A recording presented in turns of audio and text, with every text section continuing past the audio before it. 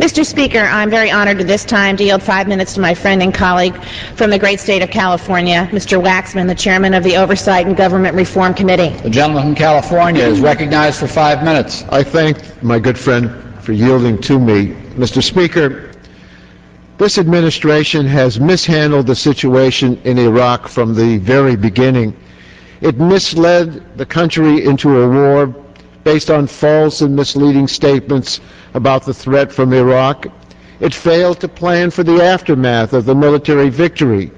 It assumed that we would be greeted as liberators, the occupation would be brief, and that Iraq would pay for its own reconstruction.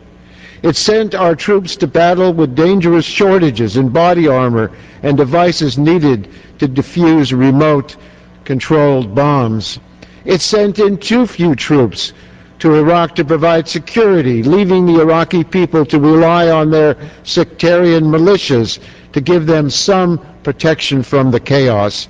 It disbanded the Iraqi army and through an anti-Ba'athist campaign gave the Sunnis a sense that the U.S. was aiding the Shiites against them.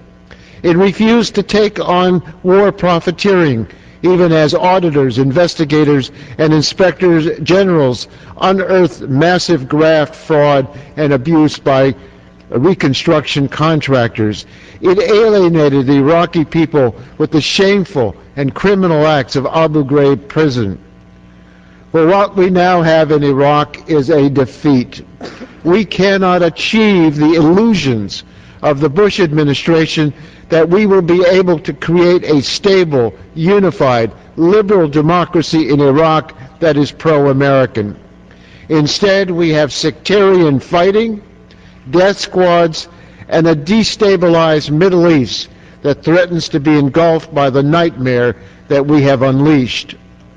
The administration's mistakes have weakened our fight against al-Qaeda. In fact, the war has enhanced the group's terrorist recruitment. The planned escalation in Iraq will divert more troops, resources, and attention from the pursuit of Osama bin Laden's operation in Afghanistan, and we have enhanced the influence of Iran, not just in Iraq, but throughout the region. Well, the President proposes an escalation of a failed policy. The fighting now only prolongs our losses and blocks the way to a new strategy. We are trying now to mediate a civil war, which is impossible. Instead, we are being drawn into that civil war by trying to prop up a government that in the final analysis cannot unite the country. Politically, this administration has tied the fate of American soldiers to a Shia-dominated government that lacks the authority, the will, and the manpower to stop the roving gangs and insurgent militias that have shattered Iraqi society.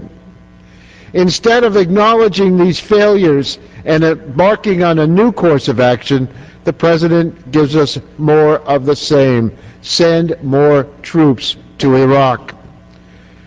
We need to redefine our mission and our hopes for, quote, success. Our goal should be to try to stabilize the situation, stop the killing, contain the violence. We cannot do it alone, and we cannot do it militarily. We must seek a diplomatic strategy with Iraq's neighbors and the international community. Certainly, it will take more action than just the resolution before us to bring about the policy changes that we need. The Congress must stand ready to use the checks and balances necessary to extract ourselves from the morass we face in Iraq. We can do that through more oversight. But it is also time for Congress to use the appropriations process to end this war. We should pass this resolution and make it clear to the President that we will not stand for more of the same. Yield back the balance of my time.